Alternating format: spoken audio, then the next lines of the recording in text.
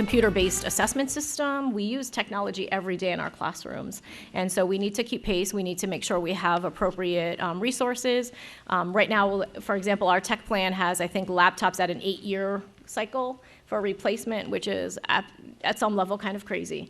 And so this will help us keep pace with that increase.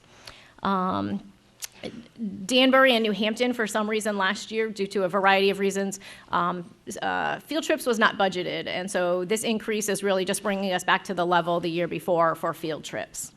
Let's see. We need to replace and repair some oil tanks.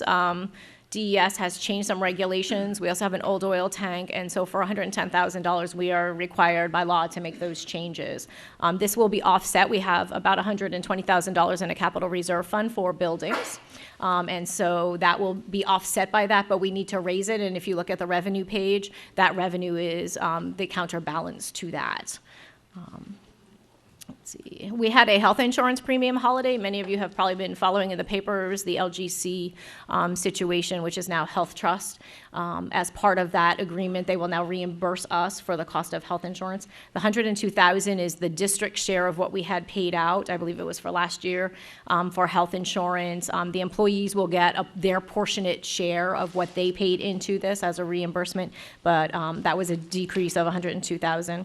The other thing that we did as a district was we removed all of the contingency funds. So there used to be $150,000 in contingency funds for special education and $150,000 in contingency funds for buildings. And we removed those. So we will work within the budget and the framework that we have if we have any emergencies. The other is, as voted on last year, the citizens of the communities agreed to put up to 2.5% away kind of as a savings account as a reserve fund, and so that money could be accessed if we did have a true emergency. But that allows us not to have to budget every year those contingency funds. It allows us to keep that money to the side. If we have to spend it, we would come back to I believe it goes to the budget committee, and it has to be approved by the state to spend those dollars. But that kind of gives us that ability to budget a little tighter, to budget more effectively. So at the end of the day, the school board came up with a budget of $20,310,865. The budget then went to the budget committee, who made some additional reductions, and I'll talk briefly about those. They reduced a guidance counselor at the high school, and I will say that was upon my recommendation. I met with the principal at the high school. We had lots of conversations. We currently have 3 guidance counselors at the high school and a lot of resources in addition to that. And so I believe, looking at our staffing and looking at our numbers, that this was a reduction that we could afford to make. And it was my recommendation to the budget committee that we make that, which they accepted. The budget committee then further reduced an elementary guidance counselor. That was not my recommendation. That was the budget committee's recommendation. And then there was some small, we reduced the legal line by $10,000, or the budget committee did, by $10,000, and we were okay with that. We had budgeted, I believe it was at $30,000. As of this moment, I think we spent about $300 on that line, so we felt comfortable being able to reduce that, which lands the budget committee's number, which is on the warrant, at $20,167,997. I think that's all I have.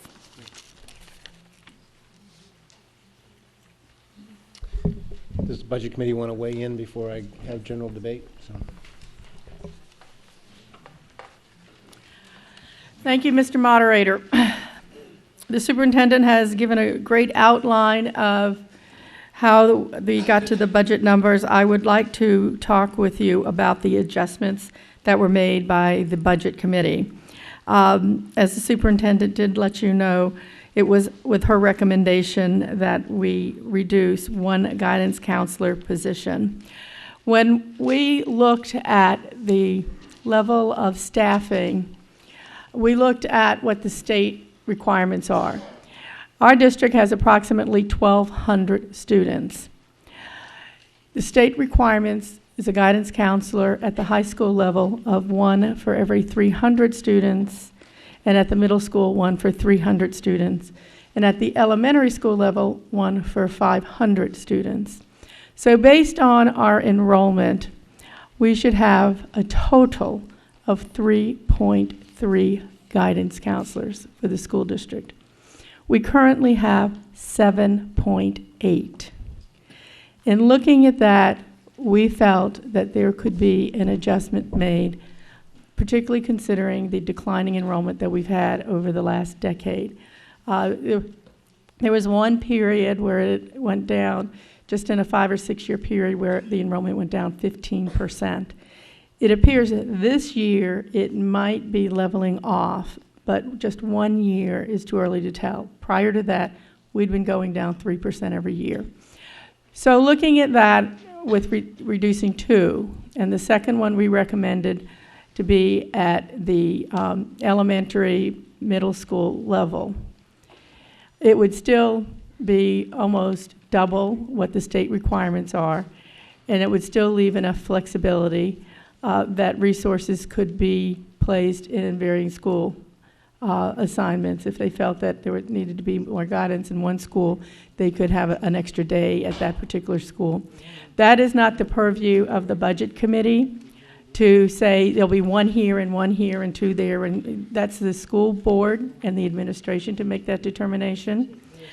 In looking at coming up with a number, we came up with a very conservative number. You can see that the first guidance counselor was $72,000, the second one is $50,000.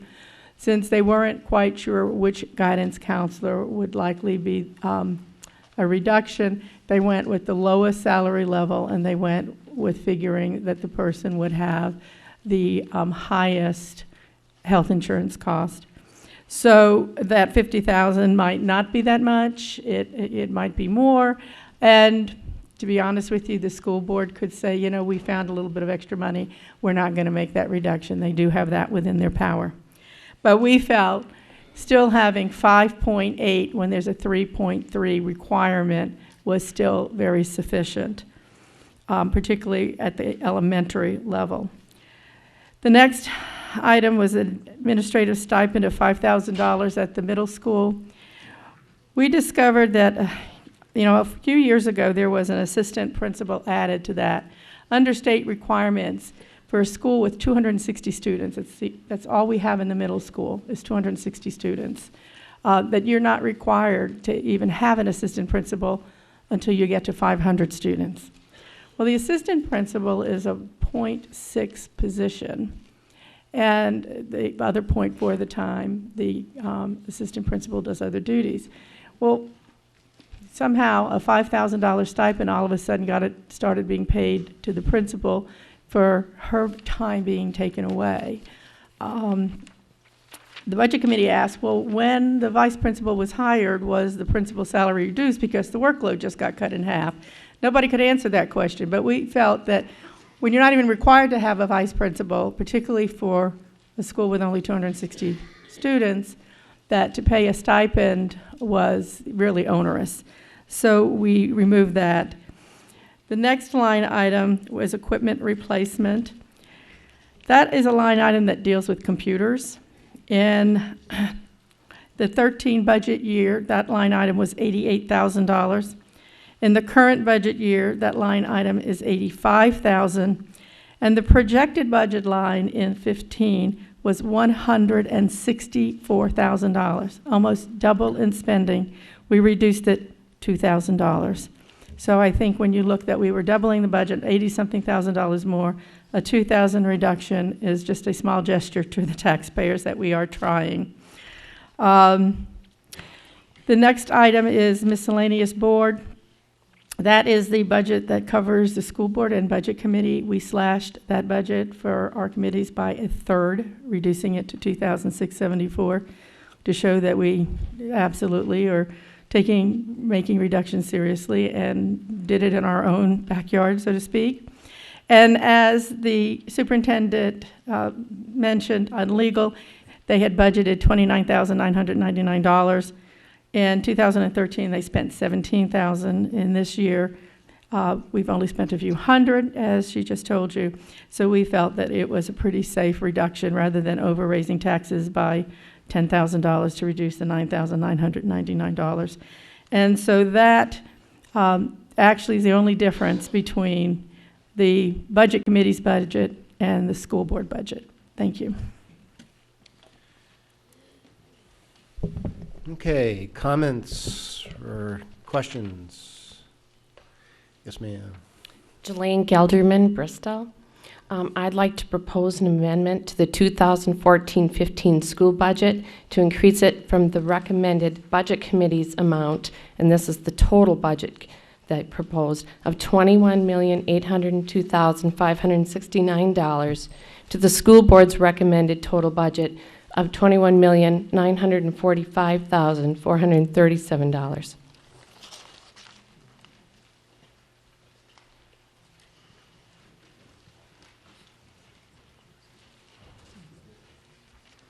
And I would like to speak to this. Okay, just hold on for a second. So we're, at this point in time, we're going to be debating the amendment. There's been an amendment made, actually, the amendment was made. Was there a second to that amendment? Second. Who was that? Don Franklin. Hi, Mr. Franklin. I would like to, and it would be that it would raise the budget as proposed in your warrant article from $21,802,569 to an amount which would be $21,945,000, $437. $21,945,437. So it would be an increase of about $143,000 if I'm looking at that, increasing the budget by approximately $143,000. And that's talking about the total budget, because this is, I That's- believe, the general fund. You're talking about raising the amount in the warrant article. So basically, it wouldn't be for any specific purpose. It would just be raising the total amount appropriated for use by the school district for the school year. And I support this amendment for the following reasons. First, we need our guidance counselors. They wear many hats. They are our frontline support systems for kids and families in crisis. Unlike our neighboring school districts, we do not have a team of school resource officers, behavioral specialists, or offer psychological counseling. Our go-to people are our administrators, our guidance counselors, and our nursing staff. In a changing world where mental illness is rising, violence in schools is a reality, and a family time has eroded, our frontline guidance counselors are critical.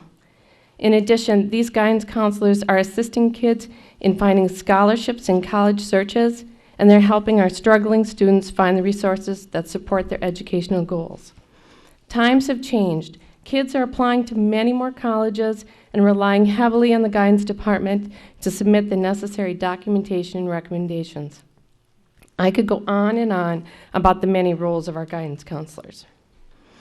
The second reason I support this amendment, we need to be good stewards of our schools. Some of our facilities are in disrepair, and we need to address these things. Windows that provide egress that won't open, mold that continues to crop up, carpeting that needs to be replaced, and the replacement of broken or inadequate amounts of classroom furniture. Therefore, I would like to see the two numbers that go to the voters reflect the school board's highest budgets of $21,945,437 and the higher default budget of $22,264,557. So I would like to see the two highest budgets go to our voters, because I'm not necessarily in agreement that we can get by without the numbers of support staff either. I'd like to see that increased, and I would also like to see our science teacher at the high school replaced. Thank you. Okay. Mr. Franklin? Don Franklin, Hebron. As a member of this school board, I believe based on the short time working for the district, the superintendent and business administrator has given the school board a lean budget. And my calculation was actually $21,970,566, but her proposed amounts is close enough for purposes of today. I believe the superintendent and business administrator should be given the flexibility to work with the amount that they proposed to the school board and then to the budget committee. I have confidence once they work with this budget, they will begin to see where they can implement more efficient, effective, and economical procedures that take into consideration where the budget committee made their cuts. Give them the flexibility with this proposed budget and not be constrained by the budget committee's proposed budget on the warrant. This change to the budget does include retaining an elementary counselor supported by the teachers, which is cut in the budget committee proposed budget. This proposed amount is still more than $200,000 below the tax cap amount. Thank you for support of this amendment. Thank you. Mr. Lebes?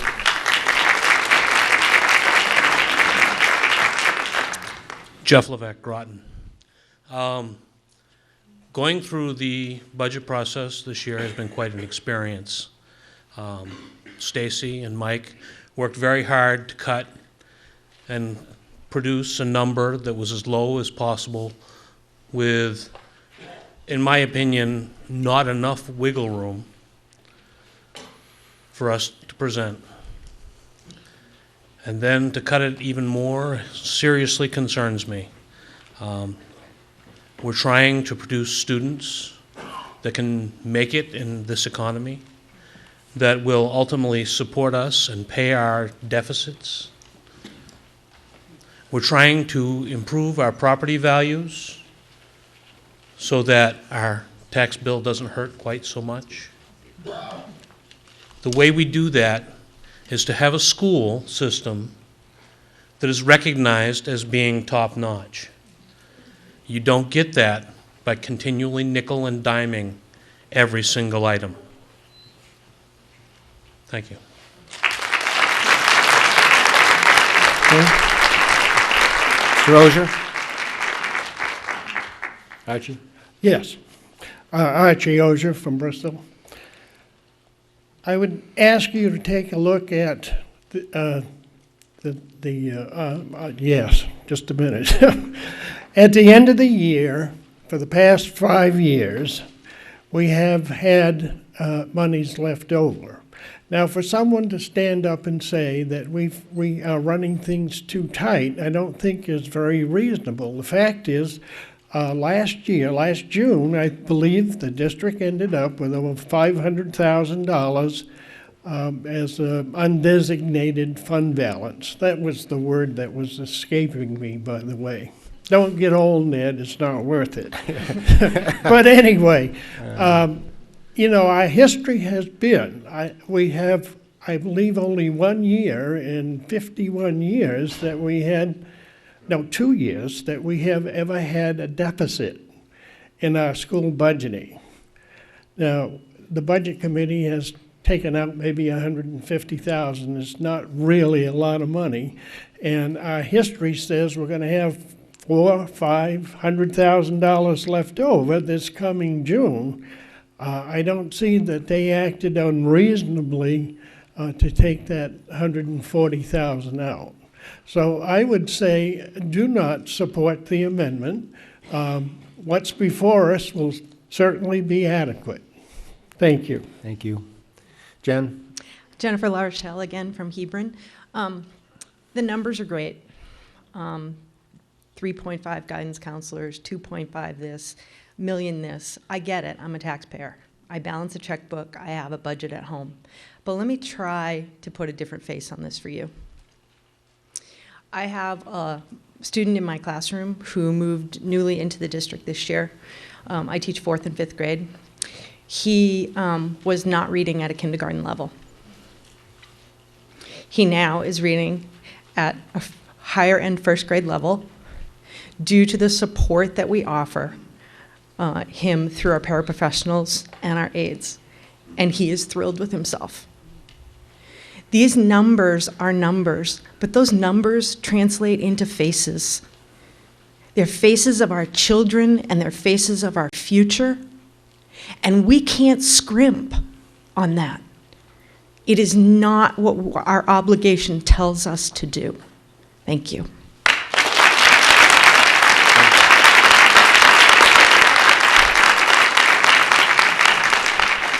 Slim? Slim from Groton again. This refers to what Archie just said. I support his thinking on this. But Archie, when you made that comment, don't get old, I don't like the alternative. Sounds like we're getting to the end of the debate here.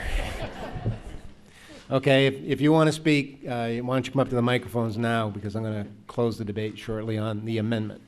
Okay, do you want to speak on the amendment? Yes, I do. I want to, Mr. Paul Simard. Simard from Bristol, New Hampshire. I want to speak against the amendment. I want to thank the Budget Committee for doing their research and doing their homework and dedicating their time free of charge to the taxpayers of the district. I want to thank the school board. I think you've done a wonderful job. Let's defeat this amendment and vote on the proposed budget. Thank you. Mr. Hemingway? Andrew Hemingway, Bristol. Just a point of clarification, if I could. The 19.5 para-educators which are going to be removed from this budget, those are going to happen anyway, is that correct? Or are you saying that if the school board gets their budget, they're going to keep the 19.5? Because that doesn't seem reasonable. You're going to lose the 19.5 para-educators regardless, correct?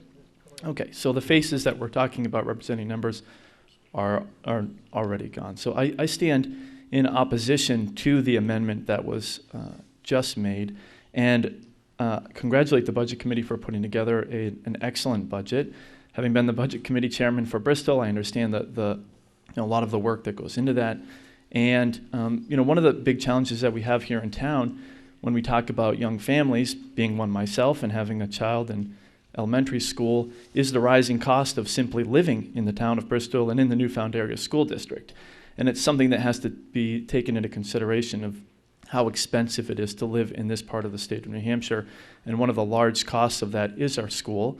Obviously, we want top-notch schools, but at the same time, we need families living in the school district in order to send them, send their children to these schools. So I rise again in opposition to the amendment. Thank you. Sir? Fred Robinson from Danbury. I'd like to speak to the issue of the declining population of students from our school district. Is that it does have to do with this. It has with the to do amendment? with the amendment, yes. Okay. Because it's not the students who decide to leave the school district. It's the parents who decide to pull their kids out of the school district. These parents do not get an exit interview when they leave. We don't know why they're leaving. There's a very good possibility that they are leaving because they see our school district declining. More and more cuts being made from staff. More and more cuts being made that, for the support of the children.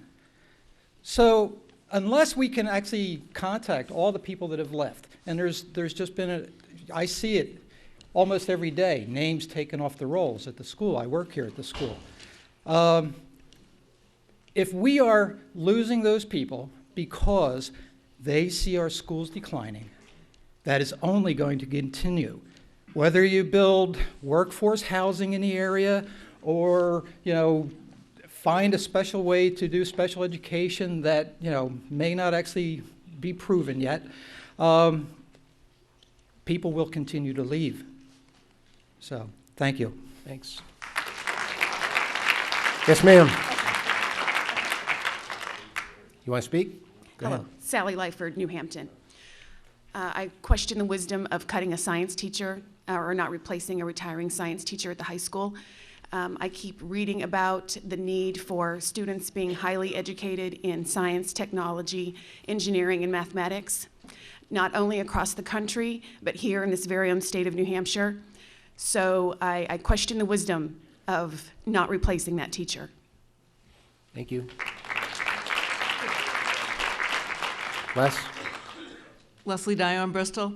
I too want to commend the Budget Committee for the time that they put in. That is the purpose of a Budget Committee, is to look at the bottom line.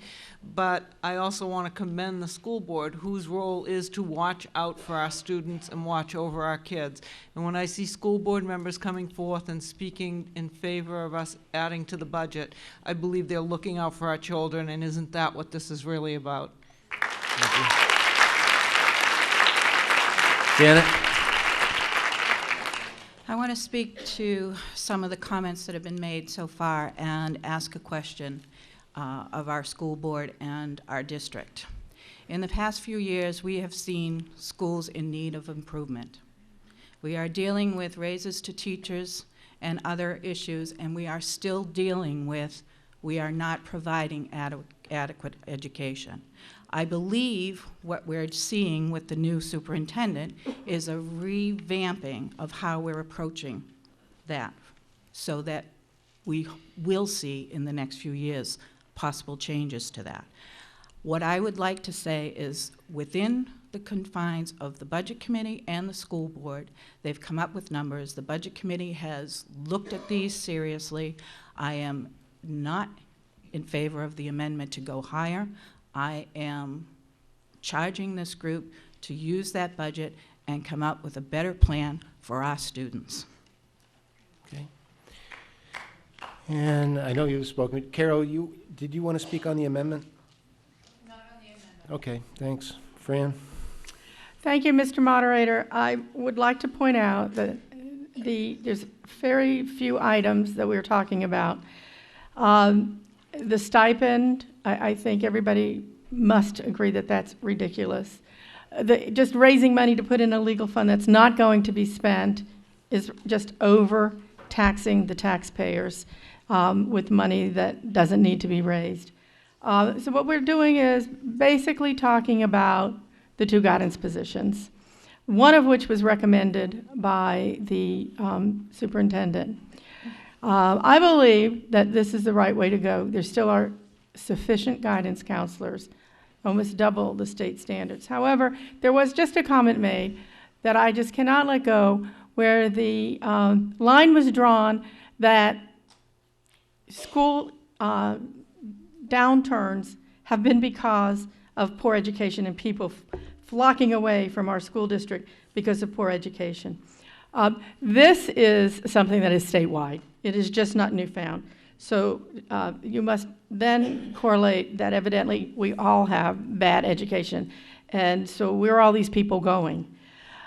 What I think you should look at is what our enrollment numbers have been historically. If you went back over the last 30 years and you looked at staffing and enrollment, what you're going to find is that as enrollment went down, staffing went up.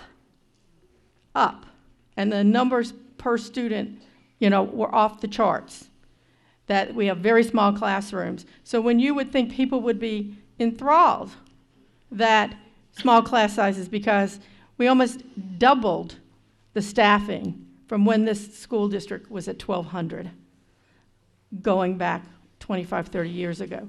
So to take the correlation that people move because we don't have a good school, I think we should all take offense at. I think we do give a good education to our children.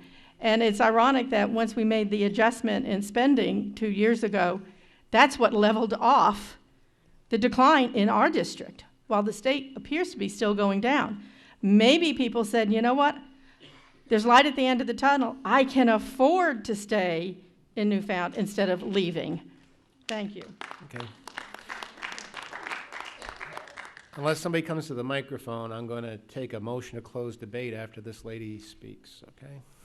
Go ahead. Hi, I'm Megan McGraw from New Hampton. Fran just said that the major budget reduction there is the guidance counselors' positions. And I have to say I disagree with Fran. I know she said the state guideline is 3.5 guidance counselors per our group of kids. But at our school, the New Hampton Elementary School, we have a part-time principal. So she's spread between Danbury and New Hampton, and that leaves our guidance counselor as our principal. So she technically is our vice principal. So if we lose a guidance counselor, then we're also losing vice principal or something like that, and so would Danbury in that regard. That person is already spread. I'm just saying our resources are already spread thin in that respect, and I feel like that would be very unfair to our children. And my second point was that when we were talking about the resource officer, which got voted down to the police, we got it voted down to 0, that our guidance counselors are our first step of defense in stopping issues and escalating, and if we take away that first step, then what do we have down the road? Thank you. Thank you. Go ahead. Hi, I'm Becca Boudreau, Bristol. A question for Superintendent Buckley. You said that you were in favor of hiring a curriculum coordinator. Is that correct? I'd like to know what the salary of that curriculum coordinator was, and it is on the teacher scale or an administrative scale for pay. Yeah, I guess the question is, what does that have to do with? Well, it has with the overall budget. Yeah, I know it has to do with the overall budget, but right now we're talking about the amendment, which Well, is. it goes with the amendment about monies being spent, and my attitude is, if we're going to hire a curriculum coordinator, I would rather spend the money on an elementary guidance counselor who has more student contact time instead of administrative details. Okay, thank you. Okay, Slim, Make a motion to call the okay. article. Yep. Okay, a motion to close debate. Okay, moved by Mr. Bianchi and seconded by Mr. Capsalis. Okay, and this is on the amendment only. Okay, and this is an amendment to increase the amount which is provided for in Article 7, which is the operating budget. So now it would read that the Newfound Area School District raise and appropriate as an operating budget $21,945,437 instead of the $21,802,569 that appears in your warrant. Everybody understand that? So if you adopt the amendment, when this appears on your ballot, when you come on March 11th, this new higher amount would be the amount which people will see on your ballot. Everybody understand that? So if you vote yes for the amendment, that's what will happen. If you vote no, then we'll go back to the original warrant article as it's written in the warrant. So I'll try this by voice vote, but all those in favor of the amendment signify by saying aye. Aye. All those opposed, nay. Nay. Yeah, I can sure tell. Let me just see a show of hands to see if I can distinguish. So all those in favor of the amendment, just raise your hand. Okay, and all those opposed to the amendment, raise your hand. I have to, yeah? Yep. What I'm going to do, I think, in order so that there won't be any question, is I think the ayes had it, but I don't know for sure. So what I'm going to do is I'm going to call down and have some supervisors, and we'll just count hands, okay? And I think we can do it that way. It'll be pretty clear. So I need a couple of supervisors. Maybe Hilda, Marilyn, would you like to come down?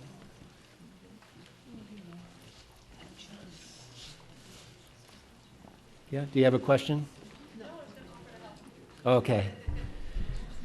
Hilda, this is what I'd like you to do. I'd like to have you count everybody on that side of the aisle up there, okay?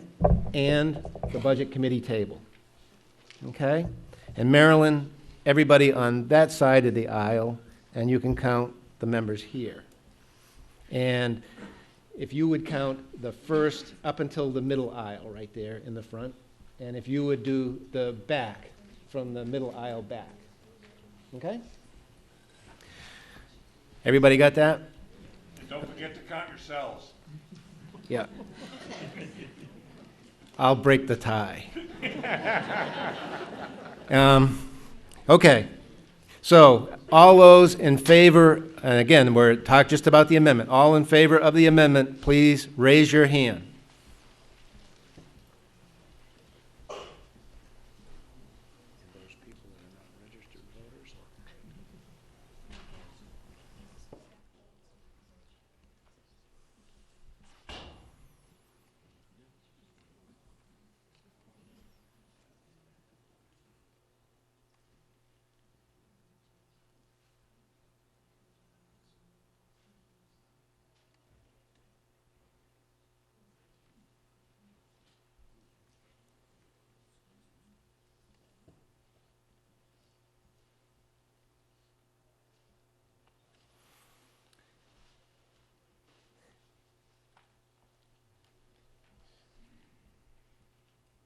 Okay? Marilyn? How many did you have? 53? 5? 39? And 27. And noes, all raise your hand for no.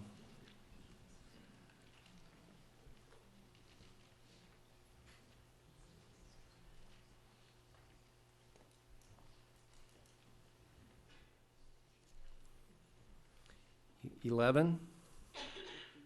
15?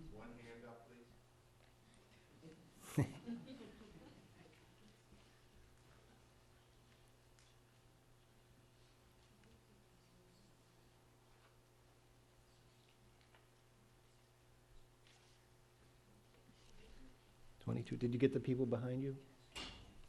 22? 20.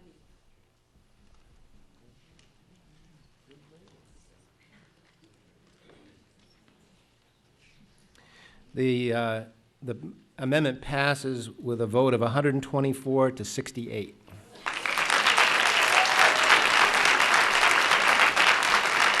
Okay? So we're back to the budget as amended, okay? And is there further discussion on the budget as amended? Carol, did you want to speak to that? Carol Huber, Bristol. Basically, I have a couple of comments. I've known people that have moved out of the district, and I know more people that would move out of this district if they could possibly sell their home. And the reason is they cannot afford to live in Bristol. Our taxes with the, because of the school, the local town government is just out of sight, and people can't afford to live here any longer. My other comment, and I don't know if there's if it's a done deal, I don't understand how you can replace 19.5 paraprofessionals with 3 teachers in 6 buildings. Okay. Is that a done deal, or can that be reversed? Eliminate those new hires and keep what you have. And basically, are we saving any money by doing that? And I don't think we're doing the children a service, a good service. Okay. Other comments? Did you want to speak? Oh, well, she asked one of the questions I was going to ask. Are you going to answer that? Okay. Was that a comment or a question? Do you? It was a question. Okay. Do you want to comment on how you can replace the number of paraprofessionals with a lesser number of teachers in multiple schools, I guess was the question, as I understood it. So in general, where we are reducing paras, we are increasing by teachers. So the conversation I had with the administrators were basically for the same salary for 4 paraeducators, we would be replacing it with a teacher. There's also some additional paraeducators in the budget that administration, in meeting with them, we deemed we did not need for next year going into the budget. The majority of paraeducators are there to support special education students based on their IEP. IEPs are assessed at all times, and that should be driving our paraeducator support, is the services we need, not just the numbers of people we have. And we believe that we can meet the needs of all of our students, and actually we believe that, I believe we can do it better by utilizing services differently. Okay. Okay, just on that, so my understanding is that 3 teachers are going to cost the same for the district as 19.5 paraprofessionals. Is that? I don't think what you're that's what saying? I heard, but Well, she said that 4 paras equal 1 teacher's salary. Okay. Right? can you address that? We took an average, because on average, paraeducators make different salaries, they have different benefit package. So on average, 4 paraeducators traded in kind of for a teacher. And so we budgeted a mid-based teacher with health insurance. So in general, that was a wash. So 12 paraeducators for the 3 teachers. And then there's been a lot of talk about the teacher's contract, and about bringing current support staff up to the same level as new hires. I was just wondering if there's been any look at the administration salary and their benefits. I was at one budget committee meeting a couple months back, not budget, the school board, where they talked about a 1% increase for administration. I was wondering if that had been looked at, since our administration is fairly new. And since there's been a lot of discussion on the teacher's contract, I think the administration contract should, warrants the same discussion. And then also, I was just wondering, Becca had asked about the cost of the curriculum coordinator, so maybe if we could have a number on that. And then in relation to that, Fran had made the comment that regarding the stipend for the principal getting the $5,000 when the assistant principal was acting as a guidance counselor, and that his pay wasn't cut when a new assistant was brought on. So Stacy had said that part of her job when she was hired was the curriculum, and now we're talking about bringing on a curriculum coordinator. So is the budget committee going to look at cutting her salary? So that's all. Okay. Yes, ma'am. Nora Foster again from New Hampton. Just a couple of comments. I don't disagree at all with the comment about populations going down.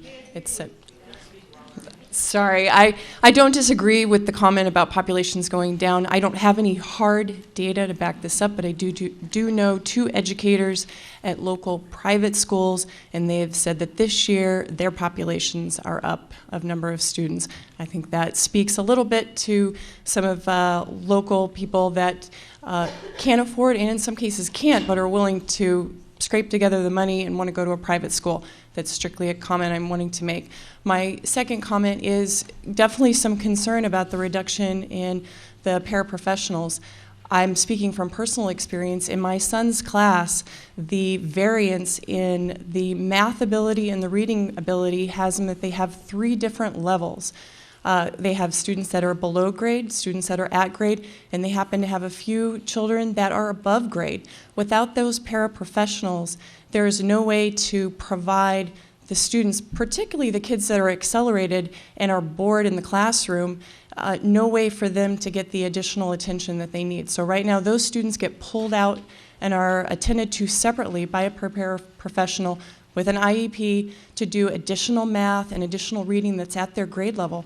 So I don't see how additional teachers would make up for that. It seems as though that ability that we're able to provide would be lost. Thank you. Yes, sir. Hi, Bob Brooks, Hebron. Traded in. These aren't cars we're talking about. How much better are 3 teachers going to do compared to the 19 people you're letting go? Okay. Are you ready to end the debate on the warrant article? Okay. Well, I didn't know if the questions was actually a question or was it rhetorical. Okay. I think there was a question as to what the cost of the curriculum coordinator was. Mr. Moderator, may I continue? Oh, I'm sorry. I thought you were done. No, how much better are 3 teachers going to do compared to the 19 people that you're letting go? Okay. Sorry.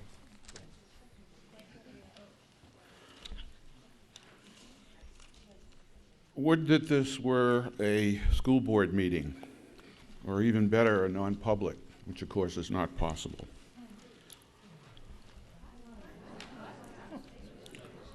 And the answer is that we have a lot of data to come to these conclusions to consider.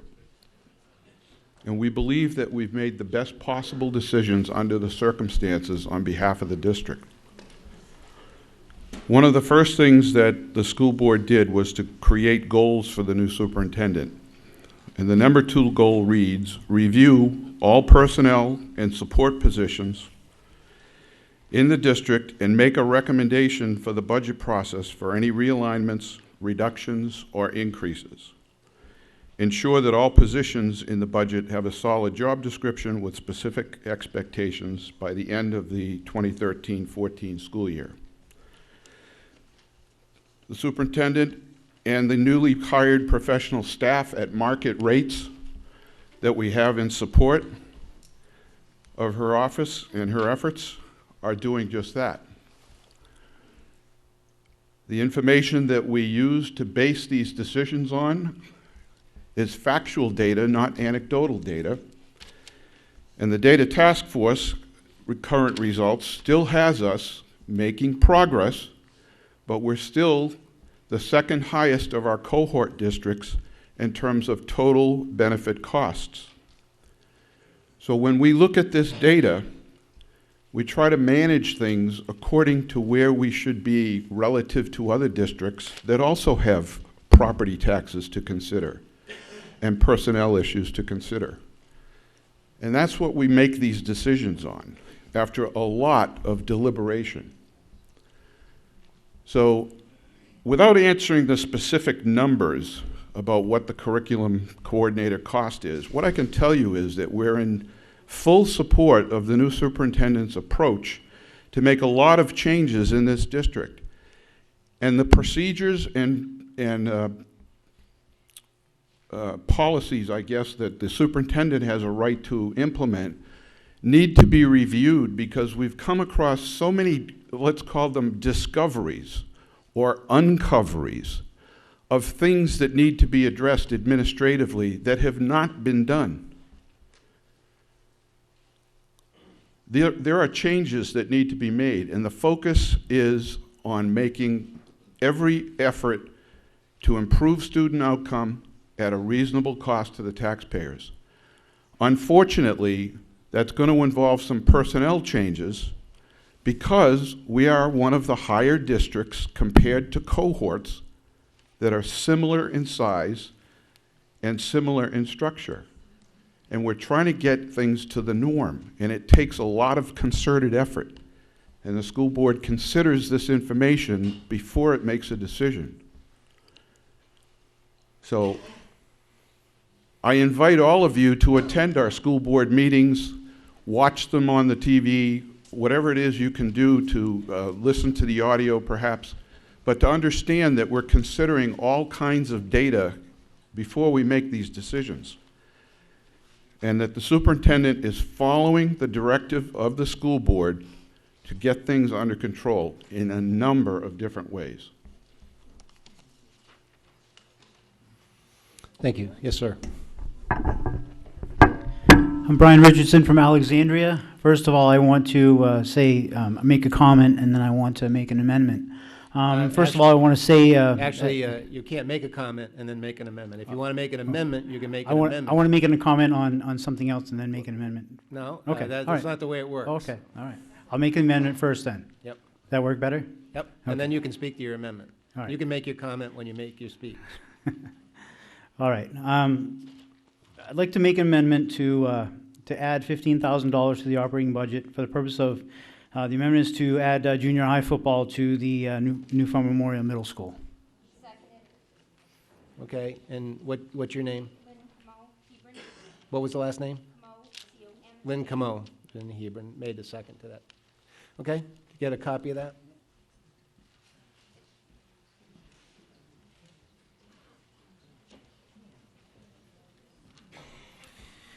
The amendment says to make an amendment to add $15,000 to the operating budget for the purpose of this amendment. The purpose of this amendment is to add junior high football to the co-curricular activities of the Newfound Memorial Middle School. And the motion being made by Mr. Richardson and seconded by Ms. Como. So we're going to address the amendment right now. I just want to get a legal clarification, though. This would add $15,000 to the budget, but my understanding is it wouldn't obligate the school district to expend the money for that purpose. Is that correct? You're correct. Okay. So it would add $15,000, but it would not obligate them to actually use the money for the purpose that you've set forth in the article. You need to know that. Yes, I understand. Thanks. Okay. First of all, I'd like to introduce Connor McLaughlin here. Connor is a 7th grader. He currently goes to Newfoundland Memorial Middle School. He has, how many years have you been on the team? 2? 2 years? Okay. This year would be his 3rd year. Originally, what I intended to do is have a warrant article on the ballot for this purpose. Due to a family illness and whatnot, I was in Maine taking care of my mom in hospice, and I wasn't able to be here.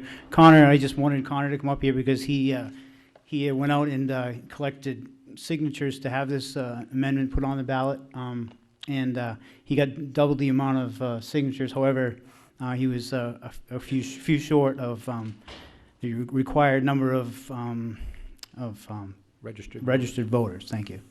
Therefore, it did not get put on the ballot. So therefore, I'm here presenting this before you in hopes that it could be done in this way. Many of you know I've been involved with this since 2001 for a long time. We've raised between $400,000 and $500,000 for the junior high and the high school football programs. Currently, there's the Friends of Newfoundland Football is responsible for 2 different things. We support the junior high program and keeping and allowing the high school to have a feeder program, and we currently also do the maintenance and the upgrades on the beautiful football field that you have at this facility, and we plan to continue to do that. We did receive some additional funds from the Bristol Rotary Club to do some additions, and we will be doing that this year. However, with my family issues and whatnot, I will not be able to continue to spend the time that I've done in the past, and so therefore I'm asking that the school district consider providing the feeder program for the high school through the Newfoundland Memorial Middle School. Thanks. Thank you. Okay, is any discussion, any comment? Ms. Como? I'd like to commend Mr. Richardson. Currently, there are about 34 kids that are between 3rd and 8th grade that are in this program. Back in 1997, I know for a fact there were kids that were taken out of the Bridgewater district and put in Plymouth because we did not have a football program. We've spent all the money, we've done all the work, now it's up to the taxpayers to help us out. Okay, are you ready to vote? I guess so.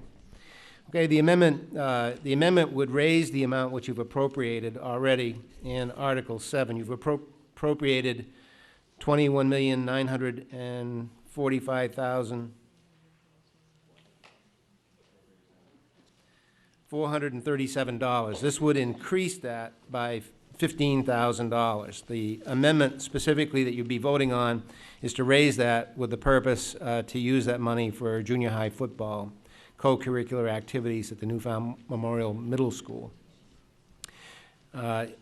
If you vote yes, you'll be voting to add $15,000 to the budget. If you vote no, you will be defeating that, and we'll go back to the original article as it was previously amended. All those, and so what we're going to do is make a motion to close debate. So who would like to make that motion? Mr. Simard made the motion, and by Slim. So all those in favor of actually, we're not closing debate. We're voting on the motion. I apologize. That's my fault. So we're voting on the motion that was made by Mr. Richardson. All those in favor of the amendment signify by saying aye. Aye. All those opposed, nay. Nay. Just give me a quick show of hands. All those in favor, raise your hand. All those opposed, raise your hand. The motion's defeated. And we're back to the original motion as it was amended, with the budget being $21,945,437. Are you ready to vote on that? Yes. Okay. And a motion to close debate, this time by Mr. Simard and seconded by Slim. All those in favor, if you vote yes on this, then this is the way it's going to appear. It's going to appear on your warrant with the amended number, and the amended number being $21,945,437. I'm just saying that that's the way it's going to appear on your ballot when you go to vote on March 11th. So it'll appear with the number which you've already voted on the amendment, on that number. Okay, everybody got that? So all those in favor of closing debate signify by saying aye. Aye. All those opposed? That's it. Okay, I want to thank you all for coming out today. I don't think we need it. No other business.